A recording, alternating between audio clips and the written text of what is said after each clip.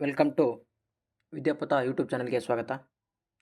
FDA, SDA ಹಾಗೂ group C ಪರೀಕ್ಷೆಗಳಿಗೆ ಉಪಯೋಗವಂತಹ ಸಂಪೂರ್ಣವಾಗಿರ್ತಕ್ಕಂಥ ಭೂಸುಧಾರಣೆ ಬಗ್ಗೆ ನೋಡೋಣ. ಮೊದಲನೇದಾಗಿ ಭೂಸುಧಾರಣೆ ಆರ್ಥಿಕ ಅಸಮಾನತೆಗಳನ್ನು ಕಡಿಮೆ ಮಾಡತಕ್ಕಂಥದ್ದಾಗಿದೆ. ಕೃಷಿ ಉತ್ಪಾದಕತೆಯನ್ನು ಉತ್ತೇಜಿಸಲು ಪ್ರಾರಂಭಿಸಲಾಗಿದೆ. ಕೃಷಿ ಅಭಿವೃದ್ಧಿಯನ್ನು ಉತ್ತೇಜಿಸುವ ಗುರಿಯನ್ನು ಕೂಡ ಹೊಂದಿರತಕ್ಕಂಥದ್ದು ಹಾಗೂ ಭೂಮಿಯ ಪುನರುತ್ಥಾನೆ ಮೂಲಕ ಬಾಡಿಗೆದಾರರು ಸಮಾಜದ ಅಂಚಿನಲ್ಲಿರುವಂಥ ವರ್ಗಗಳಿಗೆ ಲಾಭವಾಗಲಿದೆ. ಅದೇ ರೀತಿಯಾಗಿ ಈ ಒಂದು ಸರ್ಕಾರದ ಉದ್ದೇಶಗಳನ್ನು ನೋಡೋಣ. ಈ ಸರ್ಕಾರದ ಉದ್ದೇಶಗಳು ನೋಡೋದಾದರೆ ಭೂ ಮಾಲೀಕತ್ವವನ್ನು ಸಾಗುವಳಿದಾರರಿಗೆ ವರ್ಗಾಯಿಸುವುದು, ಆದಾಯದ ಮತ್ತು ಸಂಪತ್ತಿನಲ್ಲಿ ಸಮಾನತೆಯನ್ನು ಸಾಧಿಸುವುದಾಗಿದೆ. ಕೃಷಿ ದಕ್ಷತೆಯನ್ನು ಹೆಚ್ಚಿಸುವುದು ಕೂಡ ಆಗಿರತಕ್ಕಂಥದ್ದು. ಇದು ನೇರವಾಗಿ ಬರ್ತಕ್ಕಂಥ ಪ್ರಶ್ನೆಗಳು CTI ಪರೀಕ್ಷೆಯಲ್ಲಿ ಬಂದಿರತಕ್ಕಂಥದ್ದು. ಓಕೆನಾ.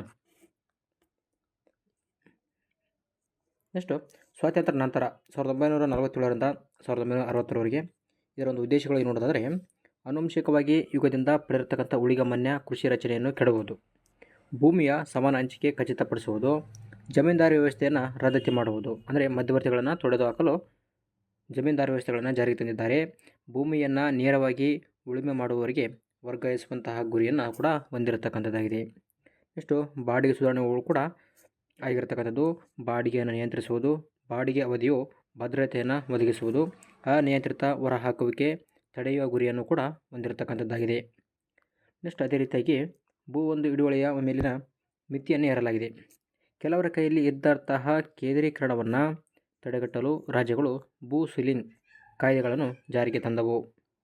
ಈ ಒಂದು ಕಾಯ್ದೆಯು ಒಬ್ಬ ವ್ಯಕ್ತಿ ಮತ್ತು ಒಂದು ಕುಟುಂಬದ ಹೊಂದಬಹುದಾದಂತಹ ಗರಿಷ್ಠ ಪ್ರಮಾಣದ ಭೂಮಿಯ ಮೇಲಿನ ಮಿತಿಗಳನ್ನು ನಿಗದಿಪಡಿಸುವಂತಹ ಗುರಿಯನ್ನು ಕೂಡ ಹೊಂದಿದೆ.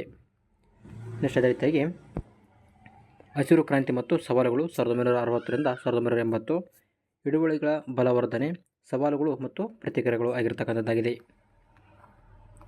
ನೆಕ್ಸ್ಟ್ ಅದೇ ರೀತಿಯಾಗಿ ಆರ್ಥಿಕ ಉದಾರೀಕರಣ 1990ರಿಂದ ಪ್ರಸ್ತುತ.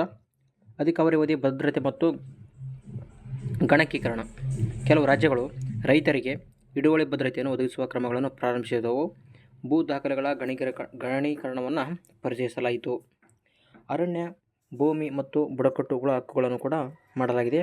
ಬುಡಕಟ್ಟು ಸಮುದಾಯಗಳು ಅರಣ್ಯದ ಹಕ್ಕುಗಳನ್ನು ಗುರುತಿಸುವುದು, ಸುರಕ್ಷಿತಗೊಳಿಸುವುದಾಗಿದೆ. ನೆಕ್ಸ್ಟ್ ಮುಂದೆ ಹೋಗೋಣ. ಆಧುನಿಕ ಕರ್ನಾಟಕ ಸುಧಾರಣೆಗಳ ಭೂಮಿ 1947ರಿಂದ 56, 1956ರಿಂದ ನಂತರ, ಅಂದರೆ 2 ಹಂತಗಳಲ್ಲಿ ಜಾರಿಗೆ ತರತಕ್ಕಂಥದ್ದಾಗಿದೆ. 1947ರಿಂದ 56 ಅಸ್ತಿತ್ವದಲ್ಲಿರುವ ಬಾಡಿಗೆ ಕಾನೂನುಗಳನ್ನು ಪರಿಶೀಲಿಸುವುದು, ಅದಾದ ನಂತರ ಪ್ರಸ್ತುತ ಬಾಡಿಗೆ ಚೌಕಟ್ಟನ್ನು ಸರಳಗೊಳಿಸುವುದು, ಇನಾಮುದಾರ ವ್ಯವಸ್ಥೆಯನ್ನು ರದ್ದುಗೊಳಿಸುವುದು. ಇದು ಗುಂಡಪ್ಪಗೌಡ ಸಮಿತಿಯನ್ನು ರಚಿಸಲಾಗಿದೆ. ಓಕೆನಾ. ನೆಕ್ಸ್ಟು ಗುಂಡಪ್ಪಗೌಡ ಸಮಿತಿಯು ಇನಾಮು ಭೂಮಿಯನ್ನು ರದ್ದುಗೊಳಿಸಲು ಶಿಫಾರಸು ಮಾಡುತ್ತೆ. ಇನಾಮುದಾರಿ ವ್ಯವಸ್ಥೆಗಳನ್ನು ಕೊನೆಗಾಣಿಸಲಾಯಿತು. ಮೈಸೂರು ಇನಾಮುಗಳ ನಿರ್ಮೂಲನೆ ಕಾಯ್ದೆ 1954 ವೆರಿ ಇಂಪಾರ್ಟೆಂಟ್ ಕೇಳಿದ್ದಾರೆ. ಮೈಸೂರು ಧಾರ್ಮಿಕ ದತ್ತಿ ಇನಾಮುಗಳ ನಿರ್ಮೂಲನೆ ಕಾಯ್ದೆ 1955 ಅದರಲ್ಲಿ ಅಂಗೀಕಾರ ಆಗ್ತಕ್ಕಂಥದ್ದಾಗಿದೆ. ನೆಕ್ಸ್ಟ್ ಅದೇ ರೀತಿಯಾಗಿ 1955ರ ಮೈಸೂರು ಕಾಯ್ದೆ ವೆರಿ ಇಂಪಾರ್ಟೆಂಟ್, ಹಲವಾರು ಪರೀಕ್ಷೆಗಳಲ್ಲಿ ಕೇಳಿದ್ದಾರೆ. ಧಾರ್ಮಿಕ ಸಂಸ್ಥೆಗಳು ದೇಣಿಗೆ ರೂಪದಲ್ಲಿ ಸಂಪಾದಿಸಿದ ಆಸ್ತಿಗಳು ಇನ್ಯಾಸ್ನಿಂದಾಗಿ ನಷ್ಟವಾದವು.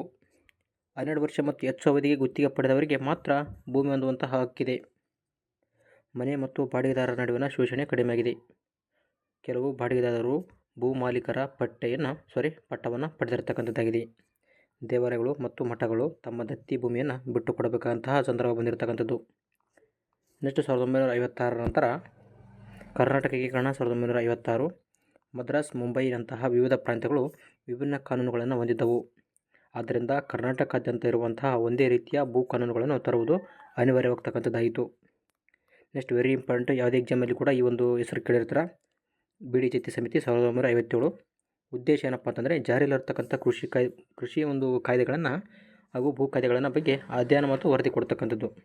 ಮೈಸೂರು ಬಾಡಿಗೆ ಮತ್ತು ಕೃಷಿ ಕಾನೂನು ಸಮಿತಿ ಎಂದು ಕರೆಯಲಾಯಿತು. ರಾಜ್ಯದ ಬಡಭಾಗಗಳಲ್ಲಿ ಚಾಲ್ತಿ ಇರುವಂಥ ವ್ಯವಸ್ಥೆಯು ಕೂಡ ಸಮೀಕ್ಷೆಯನ್ನು ನಡೆಸಲಾಯಿತು. ಈ ಒಂದು ಪರಿಹರಿಸಬೇಕಾಗಿರ್ತಕ್ಕಂಥ ಸಮಸ್ಯೆಗಳು ನೋಡೋದಾದರೆ ಅವುಗಳಲ್ಲಿ ಭೂ ಮಾಲೀಕತ್ವವನ್ನು ಸಕ್ರಮಗೊಳಿಸುವುದು ಮೊದಲನೇದಾಗಿ. ಎರಡನೇದಾಗಿ ಕುಟುಂಬಗಳಿಗೆ ಸಂಖ್ಯಾತ್ಮಕವಾಗಿ ಬಿಡುಗಡೆ ಮಾಡಲಾದ ವಸ್ತುಗಳ ಮಾಲೀಕತ್ವ. ಮೂರನೇದಾಗಿ ಜಮೀನ್ದಾರರು ಸ್ವಂತ ಕೃಷಿಗಾಗಿ ಉಳಿಸಿಕೊಳ್ಳಬಹುದಾದ ಭೂಮಿ. 4 ಭೂಮಿ ಕಳೆದುಕೊಂಡಿರ್ತಕ್ಕಂಥ ಭೂ ಮಾಲೀಕರಿಗೆ ಪರಿಹಾರವನ್ನು ನಿಗದಿಪಡಿಸತಕ್ಕಂಥದ್ದು. ಐದನೇ ಒಂದು ಪಾಯಿಂಟ್ ನೋಡಿದರೆ ಕೃಷಿಕರಲ್ಲದವರಿಂದ ಕೂಡ ಕೃಷಿ ಭೂಮಿಯನ್ನು ಕಸಿದುಕೊಳ್ಳುವುದು ಭೂಮಿ ದಾನಿಗೆ ಸೇರಿದ್ದು ಎಂಬ ತತ್ವದ ಮೇಲೆ ಕಾರ್ಯನಿರ್ವಹಿಸುತ್ತದೆ. ಜಮೀನ್ದಾರು ಮತ್ತು ಗಿಣಿ ಪದ್ಧತಿಯು ಕೂಡ ರದ್ದಾಗುತ್ತೆ. ಇನ್ನು ಗುತ್ತಿಗೆ ನಿಷೇಧ ಕೂಡ ಆಗತಕ್ಕಂಥದ್ದು. ನೆಕ್ಸ್ಟ್ ಅದೇ ರೀತಿಯಾಗಿ ಕೃಷಿಕರಿಗೆ ಸ್ವಂತ ಭೂಮಿ. ಜಮೀನ್ದಾರರು ತಮ್ಮ ಕೃಷಿಯೋಗ್ಯ ಭೂಮಿಯಲ್ಲಿ ಕೇವಲ ಸ್ವಲ್ಪ ಮಾತ್ರ ಮರಳಿ ಪಡೆಯಲು ಅರ್ಹರಾಗಿದ್ದಾರೆ. ಅವರೆಲ್ಲ ಹಿಡುವಳಿಗಳನ್ನು ಸ್ವಾಧೀನಪಡಿಸಿಕೊಳ್ಳಲು ಸಾಧ್ಯವಿಲ್ಲ. ಓಕೆನಾ. ನೆಕ್ಸ್ಟು ಬಿಡಿ ಸಿತ್ತಿ ಸಮಿತಿ 1959ರಲ್ಲಿ ವಿಧಾನಸಭೆಯಲ್ಲಿ ಮಂಡಿಸಲಾಯಿತು. ಭೂ ಸುಧಾರಣಾ ಕಾಯ್ದೆ 1961 ವೆರಿ ಇಂಪಾರ್ಟೆಂಟ್. 1962ರಲ್ಲಿ ರಾಷ್ಟ್ರಪತಿಗಳ ಒಪ್ಪಿಗೆ ಪಡೆಯುತ್ತೆ. 65ರಲ್ಲಿ ಈ ಕಾಯ್ದೆ ರೂಪದಲ್ಲಿ ಜಾರಿಗೆ ತರಲಾಯಿತು. ಆದರೂ ಇದನ್ನು 1961ರ ಕಾಯ್ದೆ ಅಂತೂ ಕೂಡ ಕರೀತಾರೆ. ಪ್ರಮುಖ ಅಂಶಗಳು ನೋಡಿದರೆ ಯಾವುದೇ ಸಂಸ್ಥೆ ಭೂಮಿಯನ್ನು ಸ್ವಾಧೀನಪಡಿಸಿಕೊಳ್ಳಲು ಸಾಧ್ಯವಿಲ್ಲ. ಸ್ವೀಕರಿಸಬೇಕಾಗಿರ್ತಕ್ಕಂಥ ಗಿಣಿ ಮೊತ್ತದಲ್ಲಿ ಯಾವುದೇ ಬದಲಾವಣೆಯ ಒಂದು ಸೂಚನೆಯೂ ಕೂಡ ಆಗುವುದಿಲ್ಲ. ಓಕೆನಾ. ನೆಕ್ಸ್ಟ್ ಭೂ ಮಾಲೀಕರು ಅರ್ಜಿದಾರರನ್ನು ಭೂಮಿಯಿಂದ ಸ್ಥಳಾಂತರಿಸಬೇಕಾದರೆ 1 ವರ್ಷದೊಳಗೆ ವಿವಾದವನ್ನು ಸಲ್ಲಿಸುವುದು. ಪ್ರತಿ ಕುಟುಂಬಕ್ಕೆ 27 ಎಕರೆ. ಇದು C-type ಪರೀಕ್ಷೆಯಲ್ಲಿ ಬಂದಿರತಕ್ಕಂಥದ್ದು. ಓಕೆನಾ. 27 ಎಕರೆಗೆ ಸೀಮಿತ ಮಿತಿಗೆ. ಇನ್ನು 5 ಜನ ಕುಟುಂಬ ಹೊಂದಿರತಕ್ಕಂಥದ್ದು 214 ಎಕರೆ ಒಣ ಭೂಮಿಯನ್ನು ಹೊಂದುವುದು ಆಗಿರ್ತಕ್ಕಂಥದ್ದು. ನೆಕ್ಸ್ಟ್ ಅದೇ ರೀತಿಯಾಗಿ ಸ್ವಂತ ಕೃಷಿಗಾಗಿ ಮಾತ್ರ ಭೂಮಿಯನ್ನು ಸ್ವಾಧೀನಪಡಿಸಿಕೊಳ್ಳಬೇಕು. ಗಣಿಗಾರಿಕೆಯ ಭೂಮಿ ನೀಡುವುದನ್ನು ನಿಷೇಧಿಸುವುದು. ಓಕೆನಾ. ಗಣಿಗಾರಿಕೆ ಭೂಮಿಯನ್ನು ಕೊಡುವುದಿಲ್ಲ. ಮೊದಲು ಸರ್ಕಾರವು ಗಣಿಯನ್ನು ಸ್ವಾಧೀನಪಡಿಸಿಕೊಳ್ಳುವುದು ಮತ್ತು ನಂತರ ಅದರ ಮಾಲೀಕತ್ವವನ್ನು ಸಂಬಂಧಪಟ್ಟವರಿಗೆ ವರ್ಗಾಯಿಸಬೇಕು. ತೋಟಗಳ ಗರಿಷ್ಠ ಅವಧಿ 100. ಓಕೆನಾ. ನೆಕ್ಸ್ಟು ಭೂ ಸುಧಾರಣೆಯಿಂದಾಗಿ ಭೂಮಿಯನ್ನು ಕಳೆದುಕೊಂಡವರಿಗೆ ಒಂದೇ ಬಾರಿಗೆ 10,000 ರೂಪಾಯಿಗಳನ್ನು ಪರಿಹಾರ ನೀಡುವಂಥ ಅವಕಾಶ ಲಭಿಸಲಿತ್ತು. 10ನೇ ಪಾಯಿಂಟು ಜಿಲ್ಲಾ ಮಟ್ಟದಲ್ಲಿ ಜಿಲ್ಲಾ ಮ್ಯಾಜಿಸ್ಟ್ರೇಟ್ ವೆರಿ ಇಂಪಾರ್ಟೆಂಟ್. ಜಿಲ್ಲಾ ಮಟ್ಟದಲ್ಲಿ ಜಿಲ್ಲಾ ಮ್ಯಾಜಿಸ್ಟ್ರೇಟ್ ಭೂ ಪಂಚಾಯತಿಗಳ ರಚನೆ. ಕೃಷಿಕರಲ್ಲದವರಿಗೆ ಭೂ ಸ್ವಾಧೀನ ನಿಷೇಧ. ಓಕೆನಾ. ಇದು ವೆರಿ ಇಂಪಾರ್ಟೆಂಟ್. ನೆಕ್ಸ್ಟು ಕೃಷಿಯೇತರ ಅಥವಾ ಕೃಷಿಯೇತರ ಹಿನ್ನೆಲೆಯ ಸಂಸ್ಥೆಗಳು ಮತ್ತು ವ್ಯಕ್ತಿಗಳು 25 ಲಕ್ಷಕ್ಕಿಂತ ಹೆಚ್ಚು ಆದಾಯ ಗಳಿಸುವವರು ಕರ್ನಾಟಕದಲ್ಲಿ ಯಾರೂ ಇಲ್ಲ. ಕೃಷಿ ಭೂಮಿಯನ್ನು ಖರೀದಿಸಲು ಅವಕಾಶ ಕೂಡ ಇಲ್ಲ. ಕೃಷಿಗೆ ಸಂಬಂಧಿಸಿರ್ತಕ್ಕಂಥ ವ್ಯಕ್ತಿಗಳು ಮತ್ತು ಸಂಸ್ಥೆಗಳು ಭೂಮಿಯನ್ನು ಖರೀದಿಸಬಹುದು. ಓಕೆನಾ. ನೆಕ್ಸ್ಟು ಕೃಷಿ ಮಾಲೀಕತ್ವವನ್ನು ತಪ್ಪಾಗಿ ಹೇಳಿಕೊಂಡರೆ ವಿಧಿಸಬಹುದಾದ ದಂಡವನ್ನು ಕೂಡ ವಿಧಿಸಬಹುದಾಗಿದೆ. ಕೃಷಿಕರಲ್ಲದವರಿಗೆ ಭೂ ವರ್ಗಾವಣೆಯನ್ನು ನಿಷೇಧಿಸಲಾಗಿದೆ. 1961ರ ಕಾಯ್ದೆ ಇದೊಂದು ಕೆಲವು ಜನರಿಗೆ ವಿನಾಯಿತಿಯನ್ನು ಕೊಟ್ಟಿದೆ. 18 ವರ್ಷಕ್ಕಿಂತ ಕಡಿಮೆ ವಯಸ್ಸಿನ ಮತ್ತು ಅಪ್ರಾಪ್ತ ವಯಸ್ಕರು, ಅವರ ಸಂಗಾತಿಗಳು, ಅವಿವಾಹಿತ ಹೆಣ್ಣು ಮಕ್ಕಳು, ವಿಧವೆಯರು, ಮಿಲಿಟರಿ ಮತ್ತು ವಾಣಿಜ್ಯ ಹಡಗುಗಳಲ್ಲಿ ಸೇವೆ ಸಲ್ಲಿಸುತ್ತಿರುವವರು, ಮಾನಸಿಕ ಅಸ್ವಸ್ಥ ಇದ್ದವರು, ಅಂಗವಿಕಲರಿಗೆ ಅನ್ವಯಿಸುವುದಿಲ್ಲ. ಕರ್ನಾಟಕದಲ್ಲಿ 1961ರ ಭೂ ಸುಧಾರಣಾ ಕಾಯ್ದೆಯಲ್ಲಿ 4 ವರ್ಗಗಳನ್ನಾಗಿ ಮಾಡಲಾಗಿದೆ. ಎ ವರ್ಗ, ಬಿ ವರ್ಗ, ಸಿ ವರ್ಗ, ಡಿ ವರ್ಗ ಎಂದು ವರ್ಗೀಕರಣ ಮಾಡಲಾಗಿದೆ. ಯಾವುದನ್ನು? ಭೂಮಿಯನ್ನು. ಎ ವರ್ಗ ಒಂದು ಶ್ರೇಷ್ಠ ಭೂಮಿ. ಸರ್ಕಾರಿ ಕಾಲುವೆಗಳು, ಸರ್ಕಾರಿ ಟ್ಯಾಂಕ್ಗಳಿಂದ ಖಚಿತ ನೀರಾವರಿ ಸೌಲಭ್ಯಗಳನ್ನು ಹೊಂದಿರುವಂಥ ಭೂಮಿಗಳು. 2 ಬೆಳೆ ಮತ್ತು 1 ಬೆಳೆ ಕಬ್ಬಿಗೆ ಇರತಕ್ಕಂಥದ್ದು. ಓಕೆನಾ. ನೆಕ್ಸ್ಟು ಬಿ ವರ್ಗದ ಬೆಳೆ ನೋಡಿದ್ರೆ ಸರ್ಕಾರಿ ಕಾಲುವೆ, ಸರ್ಕಾರಿ ಟ್ಯಾಂಕ್ಗಳಿಂದ ಖಚಿತ ನೀರಾವರಿ ಸೌಲಭ್ಯಗಳನ್ನು ಹೊಂದಿರುವಂಥ ಭೂಮಿಗಳು. ಒಂದೇ ಬೆಳೆ ಭತ್ತಕ್ಕೆ ಮಾತ್ರ ನೀರು ಸರಬರಾಜು ಮಾಡುವಂಥ ಸಾಮರ್ಥ್ಯವಿದೆ. ರಾಜ್ಯ ಸರ್ಕಾರವು ನಿರ್ವಹಿಸುವಂತಹ ಇಂತಹ ಒಂದು ನೀರಾವರಿ ಮಾಡಿರ್ತಕ್ಕಂಥ ಜಮೀನುಗಳು 2 ಬೆಳೆ ಭತ್ತ, 1 ಬೆಳೆ ಕಬ್ಬಿಗೆ ನೀರನ್ನು ಪೂರೈಸುವಂಥ ಸಾಮರ್ಥ್ಯವನ್ನು ಹೊಂದಿರತಕ್ಕಂಥದ್ದನ್ನು ಬಿ ವರ್ಗದ ಭೂಮಿಗಳು ಅಂತ ಕರಿತೀವಿ. ಇನ್ನು ಸಿ ವರ್ಗ ನೋಡಿದ್ರೆ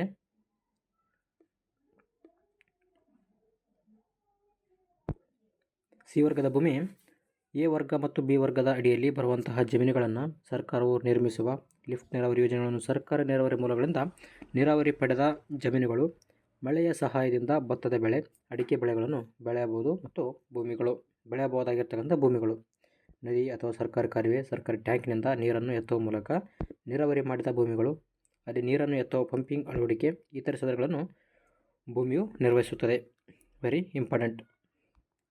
ಇನ್ನು ಡಿ ವರ್ಗದ ಭೂಮಿ ನೋಡಿದರೆ ಸರ್ಕಾರಿ ಮೂಲದಿಂದ ನೀರಾವರಿ ಸೌಲಭ್ಯಗಳನ್ನು ಹೊಂದಿರುವುದಿಲ್ಲ, ಆದರೆ ಒಣ ಭೂಮಿ ಅಂತ ಕರೀತಾರೆ ಇದನ್ನು ಎಂದು ಪರಿಗಣಿಸಲಾಗಿದ್ದ ಭೂಮಿಗಳು. ಎ ವರ್ಗ, ಬಿ ವರ್ಗ, ಸಿ ವರ್ಗ ಅಡಿಯಲ್ಲಿ ಬರದ ಭತ್ತ ಮತ್ತು ತೋಟಗಾರಿಕೆ ಬೆಳೆಗಳನ್ನು ಬೆಳೆಯುವಂತಹ ಭೂಮಿಗಳು ಈ ವರ್ಗಕ್ಕೆ ಸೇರುತ್ತವೆ.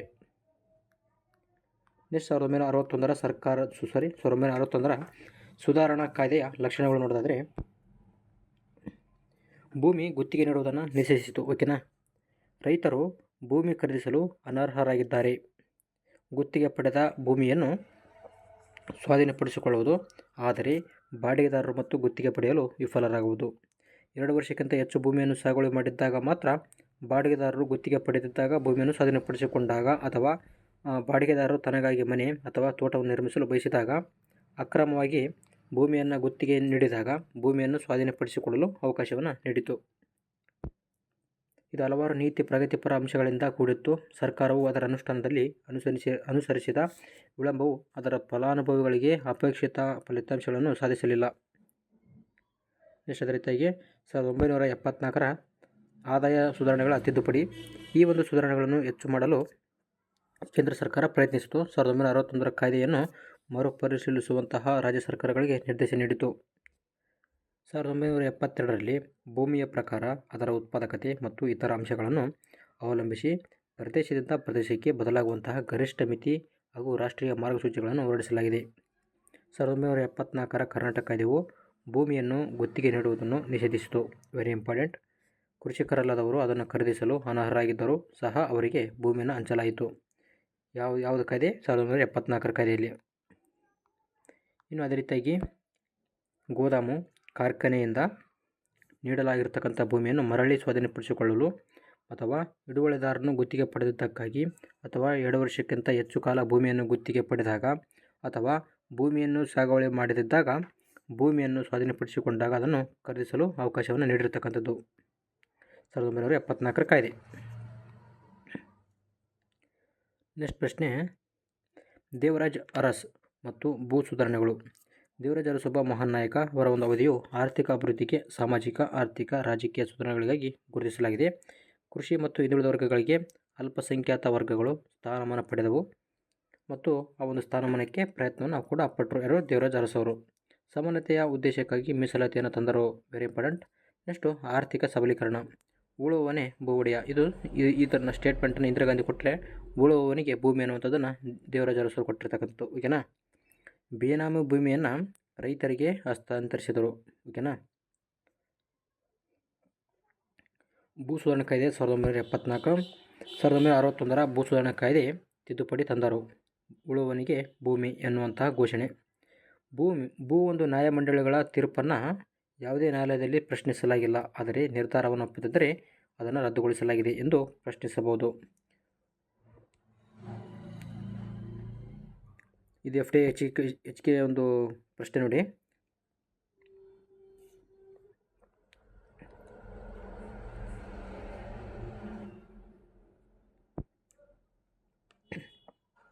ಗುತ್ತಿಗೆ ಪಡೆದ ಭೂಮಿಯನ್ನು ABC ಮತ್ತು DM ಎಂದು ವರ್ಗೀಕರಿಸಲಾಗಿದೆ. ಯಾವುದನ್ನು? ಗುತ್ತಿಗೆ ಪಡೆದ ಭೂಮಿಯನ್ನು. ಮನೆ FD HK ಎಕ್ಸಾಮಲ್ಲಿ ಕೇಳಿರ್ತಕ್ಕಂಥ ಪ್ರಶ್ನೆ ಇದು. ಈ ಭೂಮಿಯ ಮಾಲೀಕತ್ವ ಅಥವಾ ಮಾಲೀಕತ್ವವನ್ನು ಪಡೆಯಲು ಗುತ್ತಿಗೆದಾರನು ಗುತ್ತಿಗೆ ಪೂರ್ಣ ಪಾವತಿ ನಂತರ 20 ವರ್ಷಗಳ ಕಾಲ ABC ಭೂಮಿಗೆ ನಿವ್ವಳ ವಾರ್ಷಿಕ ಆದಾಯ 15 ಪಟ್ಟು ಮತ್ತು D ವರ್ಗದ ಭೂಮಿಗೆ 20 ಪಟ್ಟು ಸರ್ಕಾರಕ್ಕೆ ಪಾವತಿಸಬೇಕಾಯಿತು. ಇದು 1974ರ ಕಾಯ್ದೆ ಪ್ರಕಾರ ಭೂಮಿಯನ್ನು ವರ್ಗೀಕರಣ ಮಾಡಲಾಯಿತು. ನೆಕ್ಸ್ಟ್ ಅದೇ ರೀತಿಯಾಗಿ ಕೃಷಿಯೇತರ ಉದ್ಯೋಗಿಗಳು ಅಥವಾ ಮೂಲಗಳಿಂದ ವಾರ್ಷಿಕ 12,000ಕ್ಕಿಂತ ಹೆಚ್ಚು ಗಳಿಸುವ ವ್ಯಕ್ತಿಗಳು ಕೃಷಿ ಭೂಮಿಯನ್ನು ಖರೀದಿಸಲು ಅರ್ಹರಾಗಿರುತ್ತಾರೆ. ಕಾಫಿ ಮತ್ತು ರಬ್ಬರ್ನಂತಹ ತೋಟದ ಬೆಳೆಗೆ ತೋಟದ ಒಂದು ಭೂಮಿಯ ಒಂದು ಮಿತಿಯನ್ನು ಅನ್ವಯಿಸುವುದಿಲ್ಲ. ಇದು ವೆರಿ ಇಂಪಾರ್ಟೆಂಟ್. ಇದೇ ರೀತಿಯಾಗಿ ನಮ್ಮ ಒಂದು ಮುಂದಿನ ವೀಡಿಯೋಗಳಿಗಾಗಿ ನಮ್ಮ ಚಾನಲನ್ನು ಸಬ್ಸ್ಕ್ರೈಬ್ ಮಾಡೋದಂದರೆ ಸಬ್ಸ್ಕ್ರೈಬ್ ಮಾಡಿ.